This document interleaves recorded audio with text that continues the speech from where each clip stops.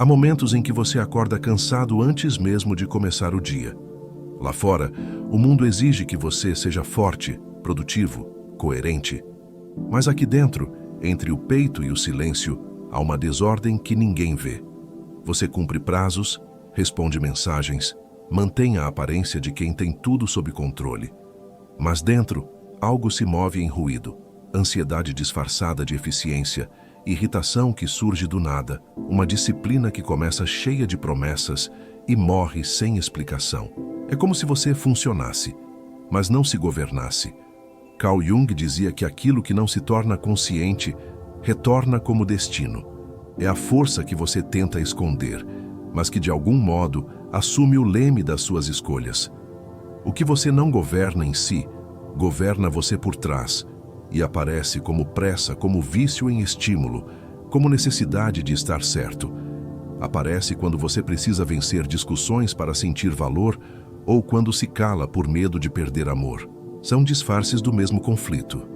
O do eu que deseja paz, mas vive em guerra com seus próprios impulsos. Na linguagem da Bíblia, isso seria uma casa dividida. Uma morada onde imagem e essência disputam território. Onde a aparência de equilíbrio tenta sustentar uma alma cansada de atuar papéis. Uma casa dividida não sustenta, porque o conflito interno esgota a energia vital, e toda palavra, toda decisão, toda relação nasce turva. Jesus disse que a boca fala do que o coração está cheio. Se a fonte está contaminada, tudo o que dela sai, palavras, escolhas, caminhos, carrega essa impureza silenciosa. E aqui está o ponto. Muita gente tenta dominar a vida, mas ainda é escrava dos próprios impulsos. Tenta planejar o mundo externo, mas esquece que o verdadeiro governo começa por dentro. Não adianta mudar de cidade, de emprego ou de relacionamento se o mesmo piloto invisível continua guiando o seu barco. O eu que promete e o eu que reage ainda não aprenderam a remar na mesma direção. Epicteto nos lembrava: não está em nosso poder controlar os eventos, mas está em nosso poder governar nossos julgamentos e respostas. Isso muda tudo, porque o mundo à sua volta responde à sua vibração interior, a forma como você interpreta e reage. O que você chama de azar ou injustiça pode ser apenas o reflexo do governo interno que ainda não assumiu o comando. Este vídeo não vai te ensinar a ser outra pessoa. Ele vai te ajudar a se sentar no trono que já é seu. Não o trono do orgulho, mas o do autocontrole, a integrar o que você esconde, a reduzir a reatividade, a construir coerência entre o que sente e o que faz. Quando isso acontece, o externo para de mandar no interno. Você deixa de ser refém do que acontece e passa a ser autor do que nasce em você. Então, antes de seguirmos, respire fundo. Observe o que se move aí dentro sem tentar consertar. Apenas perceba, porque a verdadeira mudança não começa com uma decisão grandiosa, mas com um instante em que você decide não fugir de si. É o começo do governo interno. É o início da liberdade silenciosa que Carl Jung chamaria de individuação, o caminho de volta à inteireza. Se você sente que vive em guerra entre o que mostra e o que realmente é, você não está sozinho. Este espaço é para quem quer aprender a se governar sem violência, a se escutar sem medo, a reencontrar direção em meio ao barulho. Fique comigo até o fim, porque quando você muda o seu governo interno, o mundo muda com você, silenciosamente, mas de forma irrevogável. Escreva nos comentários: eu escolho governar a mim mesmo com sabedoria e presença. E leia os comentários dos outros. Às vezes, a resposta que você busca já está sendo escrita por alguém que sente o mesmo. Você já percebeu como é possível parecer estável, mesmo estando exausto por dentro? Você cumpre prazos, ajuda pessoas, entrega resultados e ainda assim sente que algo em você está se perdendo. No trabalho, você é admirado. Em casa, é onde o cansaço se mostra. Há dias em que o simples barulho de alguém mastigando parece te irritar. Pequenas emoções se transformam em tempestades internas. Você não entende como pode ser tão competente por fora e, ao mesmo tempo, tão vulnerável por dentro. A verdade é que muitos confundem autocontrole com supressão. Você se acostuma a suportar, a dizer, está tudo bem, enquanto o corpo treme em silêncio, a engolir palavras e emoções até que elas explodam no pior momento. Você acredita que controlar é conter, mas conter demais é aprisionar o próprio fluxo da vida. E o preço disso é alto. O coração se torna um campo minado onde cada pequena frustração pode virar uma guerra. Carl Jung nos lembraria que o inconsciente não aceita ser silenciado. Tudo o que você reprime retorna, às vezes como irritação, às vezes como apatia, outras vezes como um cansaço que nenhum descanso cura. A supressão não é domínio, é um acúmulo de forças que cedo ou tarde exigem voz. Você pode até parecer forte, mas a força que vem da rigidez é apenas medo travestido de firmeza. A pessoa mais forte nem sempre é a mais sábia. Muitas vezes é apenas a mais anestesiada. Aprendeu a se proteger de sentir. Tornou-se eficiente em tudo, menos em si mesma. Por fora, uma armadura brilhante. Por dentro, uma criança ferida tentando ser suficiente. E essa armadura pesa. Com o tempo, você não sabe mais quem está aí dentro, o ser humano ou o papel que precisou representar para sobreviver. Experimente agora um pequeno exercício. Observe em quais áreas da sua vida você é competente e em quais você é reativo. Talvez você domine a fala, mas perca o controle nas discussões. Talvez saiba planejar o futuro, mas se perca em vícios de consumo. Talvez seja cuidadoso com os outros, mas impaciente consigo. Mapeie essas zonas de desgoverno, sem culpa, sem pressa. Nomear já é começar a recuperar o trono. A armadura protege, mas também impede o toque. Protege, mas cansa. E o cansaço, quando ignorado, se transforma em amargura. O verdadeiro domínio não é resistência, é sabedoria na resposta. É entender que sentir raiva, medo ou tristeza não é fraqueza, é humanidade. A diferença está em quem assume o comando quando essas emoções chegam. Pense nisso. Quando você deixa de reagir para começar a responder, algo em você amadurece. Você começa a perceber que não precisa vencer todas as batalhas, apenas aprender a escolher quais valem a sua energia. Hoje, apenas observe onde sua armadura é mais pesada e o que ela tenta esconder. Talvez o que você chama de força seja apenas um pedido antigo de cuidado. Escreva nos comentários: eu me permito ser forte sem precisar endurecer. Leia as palavras de quem também está tirando o peso da própria armadura. Elas vão te lembrar de que a força verdadeira nasce do equilíbrio, não da exaustão. Há comportamentos que você repete e, mesmo assim, jura que já tinha aprendido. Situações que parecem perseguir você, como se um ciclo invisível o puxasse de volta ao mesmo lugar. Você promete que será diferente, mas quando o momento chega, reage igual. E então se pergunta: por que eu sempre faço isso? Não é azar, não é destino, é sombra. Carl Jung chamava de sombra tudo aquilo que você rejeita em si. As partes que um dia foram julgadas, negadas ou feridas, e que por isso aprenderam a se esconder. Mas o que é reprimido não desaparece, apenas muda de forma.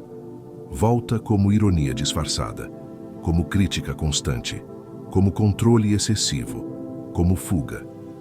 Volta nos instantes em que você perde o centro e se vê agindo de um jeito que nem reconhece.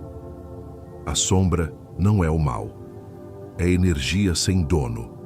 É vida aprisionada pedindo para ser vista. O erro está em achar que ser uma boa pessoa significa não sentir raiva, inveja, ciúme ou medo. Mas o humano não se torna sábio ao eliminar seus impulsos, e sim ao aprender a governá-los. O que você chama de meu jeito pode ser apenas um reflexo de defesa antiga, uma forma inconsciente de manter o controle para não reviver dores que o marcaram. Assim, a sombra age por trás do palco, enquanto você acredita estar no comando. Da próxima vez que algo o irritar, experimente uma pergunta simples: o que estou tentando proteger? Talvez não seja orgulho, talvez seja medo de ser desrespeitado, ignorado, esquecido. Quando você nomeia o que tenta proteger, o inimigo invisível perde força. O inconsciente, quando é ouvido, não precisa mais gritar. Imagine agora uma casa antiga. No porão, há um cão preso, esquecido há anos. Você evita descer, porque o som dos latidos assusta. Mas quanto mais finge que ele não existe, mais alto ele grita. É assim com a sombra. Ela late porque quer ser libertada, não para te ferir. A libertação começa quando você acende a luz e desce as escadas, quando decide olhar para o que dói sem fugir. O autocontrole verdadeiro nasce desse encontro, o de quem não teme ver o próprio reflexo inteiro. E quando isso acontece, uma nova força surge. Não mais a força da rigidez, mas a da consciência, porque a sombra, quando integrada, deixa de ser ameaça e se torna combustível para o crescimento. Hoje, olhe para o que mais o incomoda em si. Talvez seja o início daquilo que mais precisa de amor e disciplina, não de negação. Escreva nos comentários: eu acolho minha sombra e transformo minha dor em consciência. Leia as palavras de quem também está descendo ao próprio porão com coragem. Você vai perceber que, no fundo, ninguém caminha sozinho nesse processo. Desde cedo aprendemos a vestir máscaras, a sorrir quando estamos tristes, a ser prestativos quando queremos apenas descansar, a dizer está tudo bem quando na verdade não está. A persona nasce como proteção, um modo de caber no mundo, de ser aceito, de evitar rejeições. Mas com o tempo, o que um dia foi um disfarce saudável pode se transformar em uma prisão silenciosa. Você talvez seja respeitado por sua performance, por sua competência, pela imagem que sustenta. As pessoas confiam em você, pedem conselhos, acreditam que você está bem. Mas quando o silêncio cai e as vozes se calam, surge um vazio que não sabe explicar. É o cansaço de sustentar um personagem que já não representa o que sente. É a alma pedindo para voltar a respirar. Carl Jung dizia que a persona é a ponte entre o indivíduo e o mundo, mas quando você acredita que ela é o seu rosto verdadeiro, perde o caminho de volta para si. Muitos confundem amor com aprovação, confundem valor com utilidade, e vivem uma vida em que só se sentem dignos quando estão resolvendo, produzindo, salvando, agradando. Mas o amor que depende de desempenho nunca é descanso. É esforço contínuo disfarçado de virtude. A persona eficiente esconde, às vezes, um medo profundo de ser comum, de ser esquecido, de não ser necessário. E esse medo é sutil, mas destrói a paz interior, porque faz você acreditar que precisa merecer amor o tempo todo, que precisa estar sempre em movimento para não perder o direito de existir. Experimente pensar: quem você é quando não está sendo útil?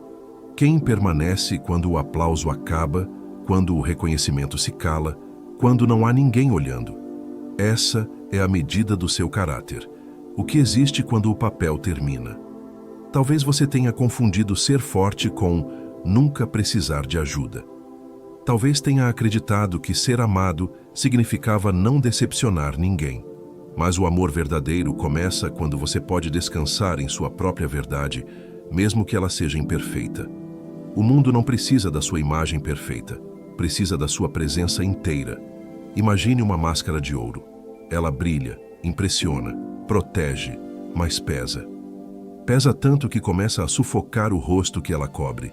O brilho atrai olhares, mas o ar falta. E você percebe que, se continuar assim, sobreviverá bonito, mas vazio. Às vezes, tirar a máscara dói, mas é a dor de quem volta a respirar. Hoje, olhe para as máscaras que você ainda veste para ser amado. Talvez algumas delas tenham cumprido seu papel, mas agora apenas limitam seu ar. Acolha o que há por baixo, porque o amor que você busca não será encontrado no aplauso, mas no silêncio de quem se aceita. Escreva nos comentários: eu me liberto das máscaras e escolho ser amado pelo que sou, não pelo que pareço. E se puder, leia os comentários dos outros. Você vai perceber que há muitas pessoas aprendendo a respirar sem disfarces, e que isso é o início da liberdade interior. Há um instante entre o impulso e a escolha, um espaço minúsculo, quase invisível, onde a consciência pode entrar e mudar tudo. Mas, na maior parte do tempo, não damos a ela essa chance. O cérebro, por natureza, quer alívio, não evolução. Ele quer encerrar o desconforto o mais rápido possível, mesmo que o preço seja caro. E é por isso que você promete mudar à noite e repete os mesmos erros pela manhã. Quantas vezes você já disse a si mesmo, agora vai ser diferente? E ainda assim, acabou se vendo outra vez rolando a tela por horas, discutindo por impulso, comendo o que jurou evitar, voltando a um hábito que sabia ser destrutivo. Isso não acontece porque você é fraco. Acontece porque o seu cérebro aprendeu a confundir prazer rápido com segurança. Ele busca o estímulo, não a sabedoria. Quer o conforto imediato, não o crescimento que demora. Carl Jung dizia que não há despertar sem dor. E essa dor não é castigo. É o atrito entre o velho e o novo em você. Cada vez que tenta mudar um padrão, é como se uma parte do cérebro, a parte que ama o conhecido, gritasse: não faça isso, é perigoso. Mesmo que o perigoso seja continuar igual. A neurociência confirma o que os antigos filósofos já sabiam. O impulso é rápido, quase automático. O autocontrole exige pausa, exige sentido. É por isso que a disciplina não nasce da força bruta, mas da presença consciente. Quando você tenta mudar apenas com vontade, se cansa. Mas quando une vontade com entendimento, algo muda de verdade.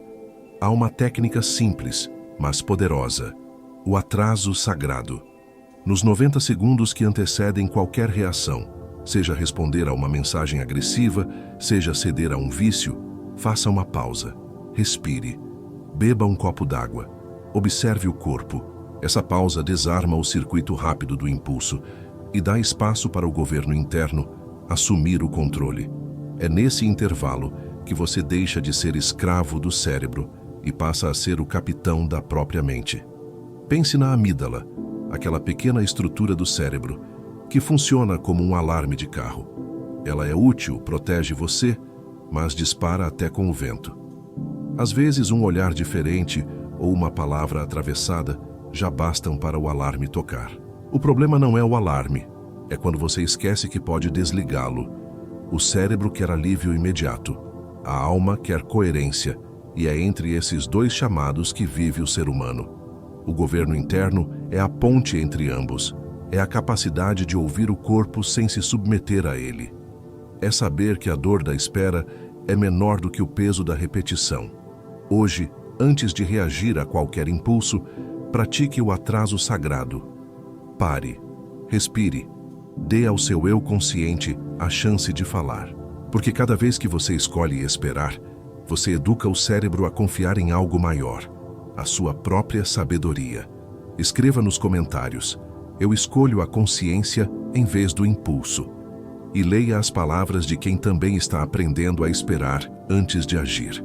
São sementes de sabedoria sendo plantadas em meio ao caos. Há dias em que a mente parece um corredor interminável de portas abertas. Cada uma delas guarda um "e se? E se eu perder? E se eu falhar? E se eu for esquecido? E se o pior acontecer?" A ansiedade é essa tentativa desesperada de vigiar todas as portas ao mesmo tempo.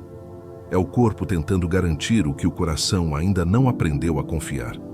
A sensação é de urgência constante, como se algo fosse desmoronar a qualquer momento. Você acorda cansado, mesmo tendo dormido. Sente o peito apertado, o pensamento acelerado, o tempo curto. É como viver em estado de alerta, mesmo quando não há ameaça real. E o erro invisível é acreditar que a ansiedade se resolve apenas com pensamentos positivos, quando, na verdade, o corpo está em modo de defesa. Carl Jung dizia que aquele que olha para fora sonha, mas aquele que olha para dentro desperta. A ansiedade é o sintoma de quem está tentando controlar o que não pode, o futuro, e esquecendo de governar o que pode, a si mesmo. Você não quer prever tudo, quer apenas não se sentir vulnerável, quer ter certeza de que será capaz de lidar com o que vier, mas o controle que busca fora só nasce da confiança que constrói dentro. O corpo ansioso não é inimigo, ele é um mensageiro. Está apenas dizendo que o rei adormeceu no trono e que o sentinela precisou gritar. Quando o eu consciente, o seu governo interno, Não está presente, a mente vigia porque acha que está sozinha. E quanto mais ela vigia, mais cansada fica. Experimente agora um pequeno ritual de retorno ao corpo. Endireite a postura, respire de forma suave, mas profunda. Observe o ar entrando e saindo. Nomeie 3 fatos reais do seu momento presente. Estou sentado, o ar está frio, há silêncio ao meu redor. Em seguida, diga a si mesmo qual é a próxima ação possível. Apenas a próxima, não o plano inteiro. Isso chama a consciência de volta para o agora, onde o poder realmente está. A mente é como um sentinela atento. Se o rei dorme, o sentinela grita. Mas quando o rei acorda, o sentinela se cala. É assim com a ansiedade. Ela cessa quando o eu interior reassume o comando. O problema nunca foi o futuro, mas a distância entre você e o seu próprio centro. O governo interno não se conquista de uma vez. Ele se constrói em cada respiração, em cada momento em que você escolhe confiar no que já é, e não temer o que ainda não veio. Hoje, antes de tentar controlar o amanhã, pergunte-se: estou presente aqui? Porque é no agora que o rei volta ao trono. É no agora que o corpo e a alma voltam a conversar. Escreva nos comentários: eu descanso no agora e confio no meu governo interno. E leia o que os outros estão escrevendo. Às vezes, a serenidade de alguém pode lembrar você de que a paz também é possível para si. O controle parece, à primeira vista, um sinal de força. Você quer que as coisas saiam do jeito certo, que as pessoas cumpram o que prometeram, que o mundo gire em ordem. Mas, no fundo, o controle é uma tentativa de anestesiar o medo. É a busca por uma segurança que não pode ser garantida. Você quer se proteger de ser ferido, de ser surpreendido, de sentir de novo aquela velha impotência que um dia doeu. Perceba como o controle se infiltra nas pequenas coisas. Quando você corrige os outros o tempo todo, quando se irrita com o ritmo alheio, quando exige perfeição onde bastaria presença. A dor do controlador é que ele nunca descansa.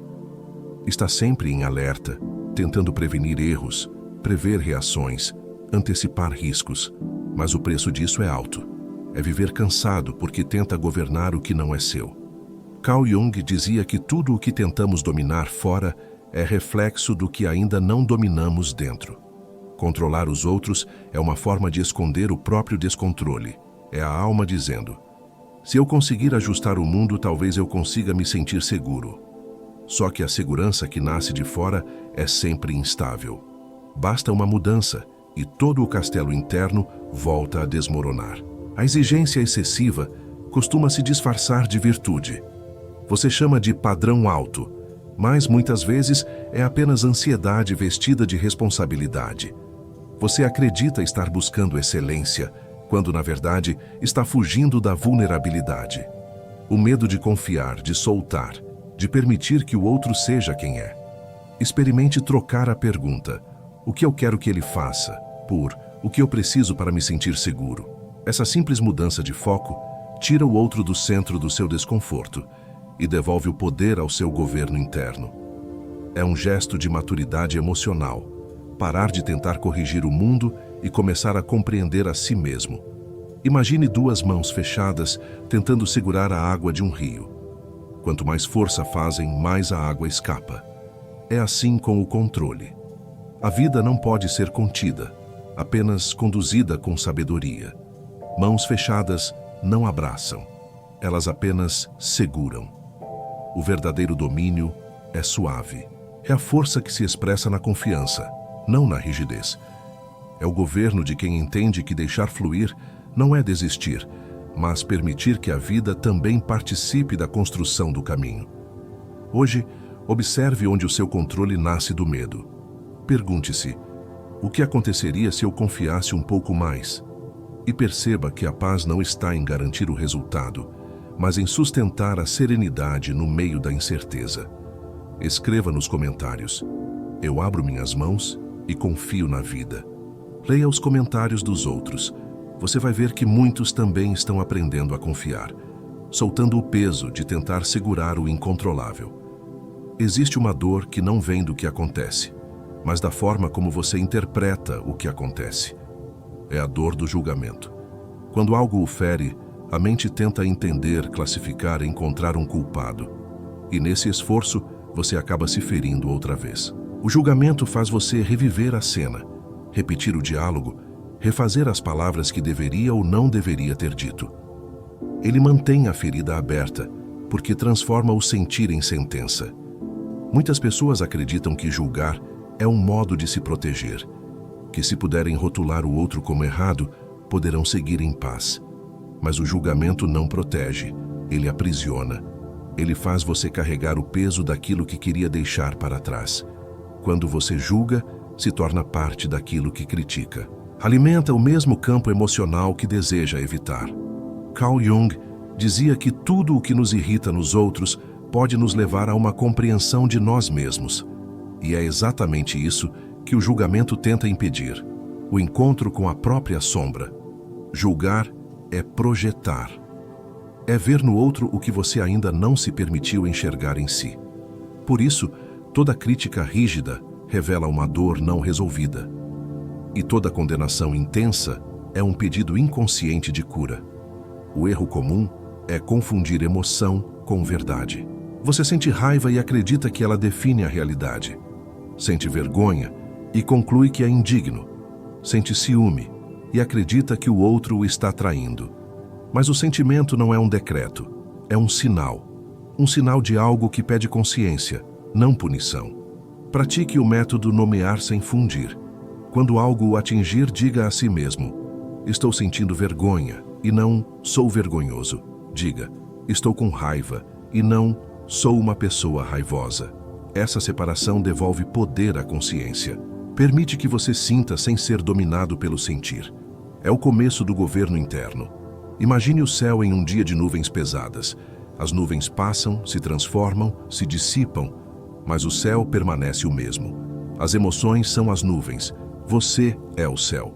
E enquanto acreditar que é as nuvens, viverá mudando com o vento. Mas quando se lembra de que é o céu, aprende a observar sem se perder. O julgamento é o gatilho oculto, porque faz você sofrer duas vezes. Primeiro pelo fato, depois pela interpretação. A liberdade começa quando você decide sofrer apenas uma vez, ou talvez nenhuma. Quando entende que não precisa julgar para aprender, nem culpar para se libertar. Hoje, observe os pensamentos que surgem quando algo o incomoda. Tente enxergar o que está por trás do julgamento. Medo, dor, carência, orgulho. Essa consciência é o primeiro passo da transformação. Escreva nos comentários: eu escolho compreender em vez de julgar. E leia os comentários dos outros. Você vai descobrir que há sabedoria na empatia e que o silêncio diante do julgamento é, muitas vezes, o gesto mais poderoso de amor próprio. Você já reparou como é difícil ficar em silêncio? Sem música, sem tela, sem conversa, sem movimento. Basta o vazio aparecer e logo o corpo procura um som, uma notificação, uma ocupação qualquer. Vivemos um tempo em que o silêncio parece desconfortável e o tédio quase insuportável. Mas é no silêncio que a alma fala, e é exatamente por isso que fugimos dele. A distração moderna não é apenas excesso de estímulos, é medo. Medo de escutar o que o corpo tenta dizer há tanto tempo. Medo de perceber o que realmente sente quando o ruído cessa. Por fora parece que você só está passando o tempo. Por dentro, está tentando escapar de si. A alma cansada não foge do mundo, foge do espelho interior. Na linguagem bíblica, a distração é como o ruído que impede a consciência de ouvir o chamado da verdade. É o desvio que rouba a chance de arrependimento, não o arrependimento da culpa, mas o da lucidez. O momento em que você percebe que precisa mudar de rota. E o diabo moderno talvez não seja o mal, mas a dispersão. O hábito de se perder em tudo para não sentir nada. Carl Jung dizia que quem olha para fora sonha, quem olha para dentro desperta. Mas para olhar para dentro é preciso coragem. A coragem de estar só com o próprio silêncio, de suportar a confusão interna até que ela se transforme em clareza. Enquanto você preenche cada intervalo com distração, Adia o encontro que realmente pode libertar. Tente agora um pequeno exercício. Pratique o jejum de estímulo. 15 minutos por dia sem tela, sem som, sem qualquer distração. Apenas você, sua respiração e uma pergunta escrita no papel. O que estou evitando? Escreva o que vier, sem julgar. No começo, talvez sinta tédio, inquietação, ansiedade, mas se persistir, o barulho começa a ceder e por trás dele surge uma voz calma, antiga, sábia. Imagine um poço coberto. A água está lá, pura e profunda, mas a tampa impede o acesso. A distração é essa tampa, e enquanto você mantiver o poço coberto de ruídos, nunca beberá da própria sabedoria. Retirar a tampa pode dar medo, porque a escuridão assusta, mas é o único caminho para alcançar a fonte. Hoje, permita-se esses minutos de encontro. Eles podem parecer poucos, mas com o tempo, tornam-se portais. A alma não quer barulho, quer atenção. Escreva nos comentários: eu escolho o silêncio que me revela. E se puder, leia os comentários de quem também está aprendendo a se ouvir. Você vai perceber que o silêncio, quando compartilhado em intenção, se transforma em força coletiva. O ressentimento é uma prisão de portas abertas. Você pode sair a qualquer momento, mas escolhe permanecer olhando o passado, revivendo o que já não pode ser mudado. É como uma oração feita ao contrário. Toda vez que lembra da dor, você alimenta o vínculo com quem a causou. E sem perceber, entrega ao outro o poder sobre o seu humor, sobre o seu descanso, sobre o seu presente. Você lembra de alguém e, de repente, o corpo endurece. O peito aperta. A mente volta à cena, repete as falas, imagina respostas. Que a vida, que poderia estar acontecendo agora, fica suspensa em um tempo que não existe mais. Acreditamos que manter a raiva é uma forma de justiça, mas, na verdade, é uma forma de cativeiro. Você se torna o guardião da dor, e isso o impede de ser livre. Carl Jung dizia que aquilo que negamos nos submete, e aquilo que aceitamos nos transforma. O ressentimento é a recusa em aceitar que o passado foi como foi. E enquanto você insiste em que ele deveria ter sido diferente, fica preso a uma realidade que não volta. A ferida precisa ser reconhecida, não venerada. A raiva precisa ser sentida, não eternizada. A justiça sem sabedoria vira prisão emocional. O perdão, ao contrário do que muitos pensam, não é reconciliação. Não exige que você volte a confiar, nem que mantenha laços. Perdoar é apenas tirar o outro do trono do seu humor. É recuperar o poder sobre o próprio coração. É dizer, o que aconteceu não muda mais quem eu sou. Imagine uma corrente presa ao tornozelo. Você chama de memória, mas é cárcere. Cada pensamento de rancor reforça o elo. Cada lembrança revivida mantém o som do ferro ecoando. E a chave dessa corrente não está no outro. Está na sua decisão de se libertar. Perdoar não é esquecer, é deixar de carregar. É soltar o peso da injustiça sem negar que ela existiu. É confiar que a vida, em sua sabedoria silenciosa, sabe equilibrar o que os olhos não podem. Hoje, pense em quem ainda ocupa espaço dentro de você e pergunte-se: quanto tempo mais quero viver prisioneiro desse nome? A resposta talvez seja o início da sua libertação. Escreva nos comentários: eu me liberto do passado e recupero minha paz. Leia os comentários dos outros. Cada palavra de perdão é uma vela acesa no escuro. E quando muitas velas se acendem juntas, o peso da noite começa a desaparecer. Há pessoas que vivem tentando controlar tudo. Controlam o tempo, o que dizem, o que os outros sentem, o que o futuro trará. Parecem disciplinadas, mas por dentro estão tensas. Qualquer imprevisto se transforma em crise. Qualquer mudança soa como ameaça. E quando o inesperado chega, como sempre chega, tudo desaba. O controle, que parecia força, revela-se fragilidade disfarçada. Domínio próprio não é rigidez, é direção. É a habilidade de responder ao caos sem se tornar parte dele. É escolher o que faz sentido, mesmo quando o mundo parece exigir pressa. é sustentar uma intenção, mesmo quando o medo grita. A rigidez tenta vencer pela força. O domínio verdadeiro vence pela presença. Carl Jung dizia que ninguém se ilumina imaginando figuras de luz, mas tornando consciente a escuridão. E essa escuridão, muitas vezes, é a nossa própria necessidade de controle. A mente acredita que, se tudo seguir o plano, estaremos seguros. Mas o domínio de si não nasce do controle, nasce da confiança. É uma força que flui, não que endurece. Observe como o rio se move. Ele é forte porque segue em direção, não porque é rígido. Ele se curva, contorna, mas nunca perde o curso. A rigidez quebra, a flexibilidade continua. O domínio próprio é essa sabedoria silenciosa do rio. Saber quando ceder, quando insistir e, sobretudo, quando permanecer. Há uma regra simples que pode ajudar quando a vida parecer pesada demais. A regra do próximo passo. Diante de algo grande, em vez de tentar resolver tudo, pergunte-se apenas: qual é o próximo passo que posso dar com excelência? Apenas um, e depois mais um. E assim, o impossível se dissolve em pequenas porções de clareza. Domínio próprio é escolher a resposta, não reagir ao impulso. É olhar o problema e responder com intenção, não com emoção. É a maturidade de quem entende que nem toda tempestade exige resistência. Algumas só pedem observação. Hoje, perceba onde você tem sido rígido, onde a tentativa de controle tem drenado sua energia, e experimente por um dia agir com direção em vez de tensão. Permita-se fluir. Escreva nos comentários: eu escolho fluir com direção e consciência. E leia as palavras de quem também está aprendendo a curvar-se sem quebrar.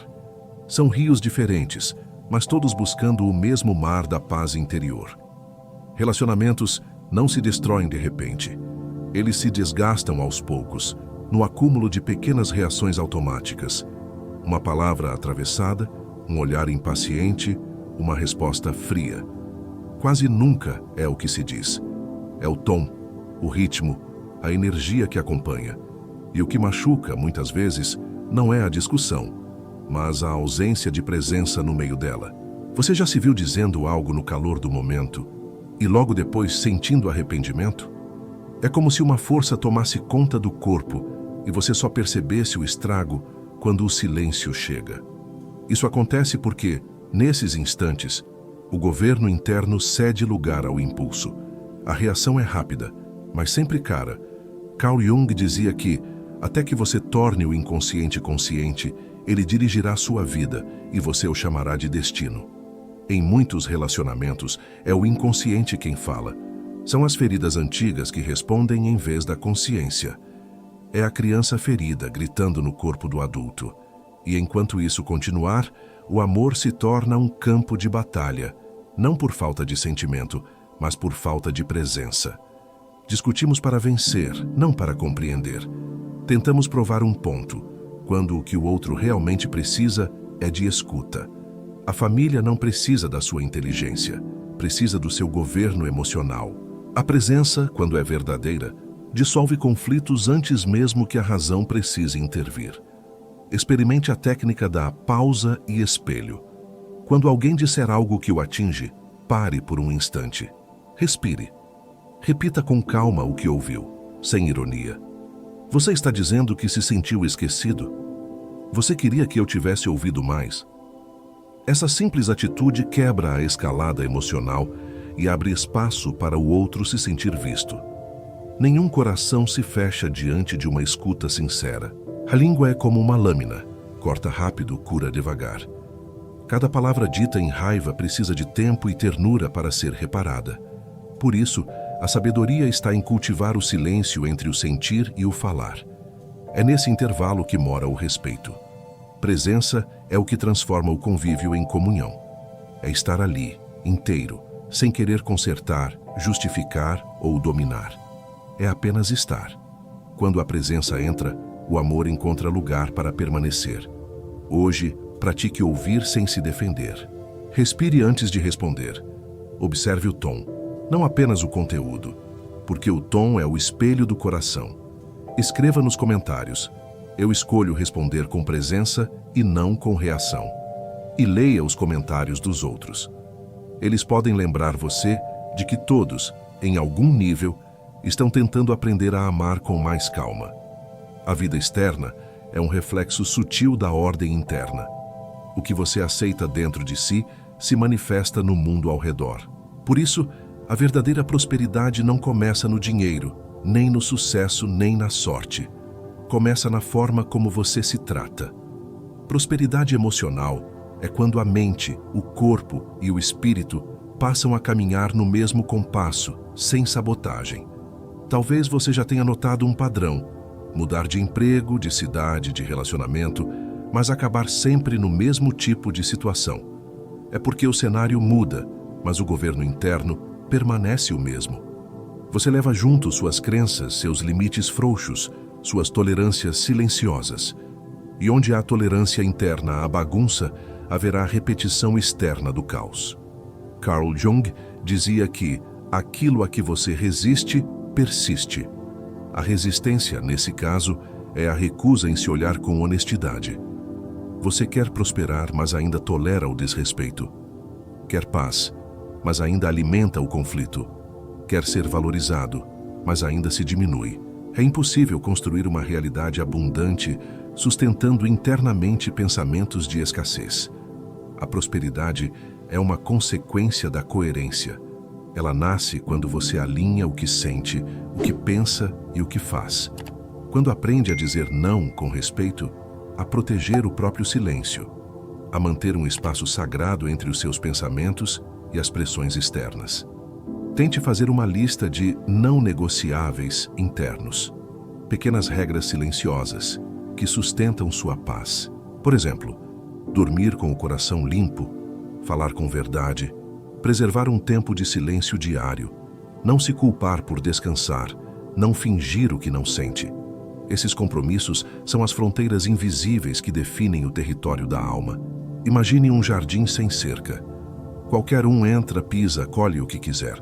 Com o tempo, o solo se torna árido e as flores perdem o brilho. Assim também é o interior de quem vive sem limites. Quando você aprende a cercar o jardim com respeito, não impede o amor de entrar, apenas protege a beleza que floresce ali. Prosperar é manter a casa interna em ordem. É saber o que pode ficar e o que precisa partir. É ter coragem de dizer: isso não combina mais comigo. Quando você começa a se tratar com dignidade, o mundo passa a responder na mesma frequência. Hoje, olhe para a sua vida e perceba: o que você tem tolerado em silêncio? E o que esse silêncio tem lhe custado? A prosperidade começa quando você escolhe não aceitar mais o que lhe adoece.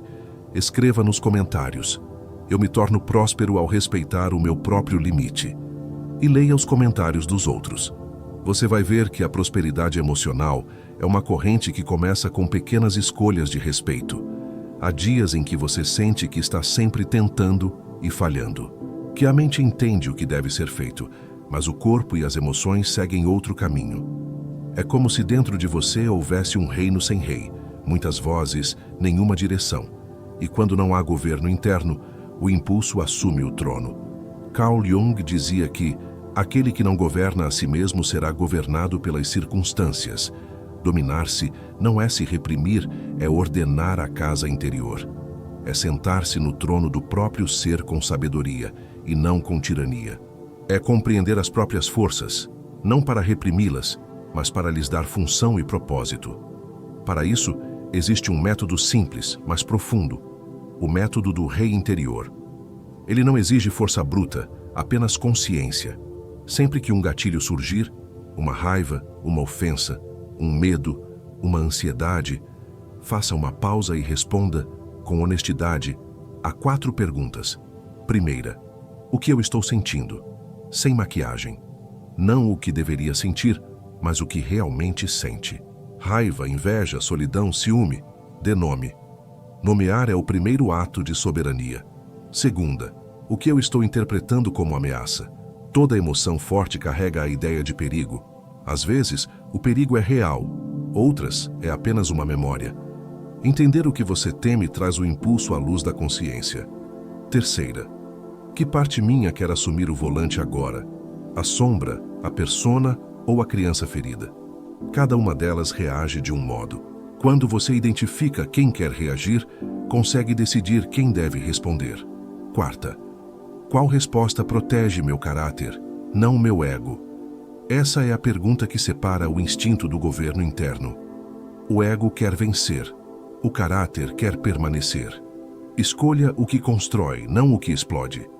Essas 4 perguntas não anulam a emoção. Elas a transformam em sabedoria. Com o tempo, você perceberá que a raiva pode virar firmeza, a tristeza pode virar compaixão, o medo pode virar atenção. A energia não é inimiga, só precisa de direção. Experimente registrar um gatilho por dia e, ao lado, uma resposta melhor do que a anterior. Isso não é perfeição, é progresso mensurável. É assim que o trono se consolida. Não por discursos, mas por pequenas decisões repetidas até virarem natureza. Pense nisso. Uma coroa não é símbolo de poder sobre os outros, mas de responsabilidade sobre si. O rei verdadeiro não governa gritando, governa com presença. Hoje, antes de dormir, releia essas 4 perguntas. Escolha uma para aplicar amanhã. A liberdade começa quando o trono interno é ocupado com consciência e não com pressa. Escreva nos comentários: eu assumo meu trono interior com sabedoria e serenidade. E leia os comentários dos outros. Cada pessoa que se governa ajuda o mundo a se acalmar um pouco mais. Tudo o que você viveu até aqui o trouxe a este ponto: o reencontro com o próprio governo interno. Não é misticismo, nem otimismo forçado. É a constatação de que o mundo externo é apenas o espelho do que acontece dentro. Quando o interior está em desordem, o mundo parece hostil. Quando o interior se organiza, o mundo se torna mais claro, mesmo que continue desafiador. A Bíblia já dizia: a fonte, se estiver turva, contamina o rio. O problema nunca foi o mundo lá fora, sempre foi a fonte aqui dentro. A mudança real não acontece quando os outros fazem o que você quer, mas quando você aprende a responder sem perder a dignidade. Quando as tempestades externas não conseguem mais derrubar o seu eixo. Dominar a si mesmo é compreender que o autocontrole não é repressão, mas integração. Não é negar o que sente, mas acolher, compreender e escolher. É unir a sombra e a luz, a raiva e a ternura, o medo e a fé, até que tudo encontre um lugar dentro do mesmo coração. Você não é o caos, é o espaço que contém o caos. Epicteto dizia: não é o que acontece com você, mas como você reage ao que acontece que importa. E é isso que significa se governar. A serenidade não vem de controlar o mar, mas de aprender a navegar com direção. O capitão não discute com a tempestade. Ele ajusta as velas, e quanto mais ele confia em seu leme, menos o medo governa. Carl Jung ensinou que quem olha para fora sonha, quem olha para dentro desperta. E é disso que se trata todo este caminho: despertar. Perceber que cada gatilho, cada dor, cada queda era apenas um convite silencioso para que você reassumisse o trono. O governo interno não é um evento, é uma prática. É acordar todos os dias e escolher a consciência no lugar do impulso. Antes de encerrar, quero deixar um convite simples, mas transformador. Escolha um gatilho para observar nesta semana. Toda vez que ele aparecer, faça as 4 perguntas do rei interior. Não para se consertar, mas para se conhecer. Observe o que muda. A primeira transformação é sutil. Um segundo de pausa antes da velha reação. Mas é ali, nesse pequeno intervalo, que nasce a liberdade. Você não precisa ser outro. Só precisa lembrar quem sempre foi antes de se perder tentando controlar o mundo. Quando você se governa, o mundo perde o poder de o perturbar. Porque o verdadeiro poder não está em vencer, está em permanecer inteiro. Escreva nos comentários: eu escolho me governar com sabedoria, serenidade e presença. E leia as palavras dos outros. Elas podem servir de espelho, de força, de companhia. Se este vídeo falou com você, inscreva-se no canal. Aqui toda palavra é um convite ao silêncio. e todo silêncio é um retorno à alma. Porque quando um ser humano se governa, o mundo inteiro se torna um pouco mais calmo.